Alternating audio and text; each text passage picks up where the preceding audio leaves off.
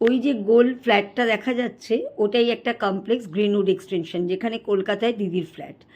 ফ্ল্যাটটা খুব সুন্দর, ভীষণ গ্রিনারি। দিদির হঠাৎ করে খুব শরীর খারাপ হয়েছিল, তাই আমি 12ই মার্চ গেছিলাম দিদিকে দেখতে।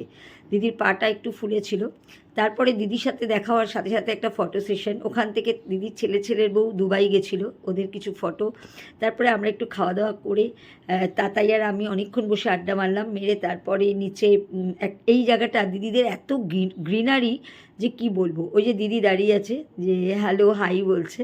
তারপরে মানে ফ্ল্যাটটা একটা ফ্ল্যাটের সাথে একটা ফ্ল্যাটের কোনো গায়ে গায়ে না। দেখুন কি সুন্দর ফ্ল্যাটগুলো।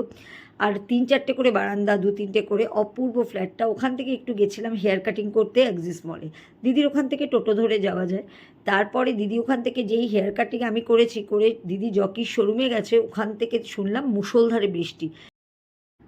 বৃষ্টির চক্করে আর খাওয়া দাওয়া কিছু হলো না, চা খাওয়াও হলো না আমরা, কারণ চা খেতে গেলেও ভিজে যাব, দিদি ওপরে যাবে না। তখন সেই ওখান থেকে তাতাইকে ফোন করলো দিদি। তাতাই এসে আমাকে আর দিদিকে বললো দিয়ে আসবে। আমি বললাম আমি না, আমাকে বিধিত গাড়ি করে দিল। আমি গাড়ি করে বাড়ি চলে আসলাম, আর দিদি ওখান থেকে তাতাই গাড়ি নিয়ে এসে দিদিকে নিয়ে গেল। দিদি বারবার বলছিল বাড়ি যেতে যেতে, কিন্তু সম্ভব ছিল না আমার অত রাত্রে যাওয়াটা, 8টা 8:30 বাজে।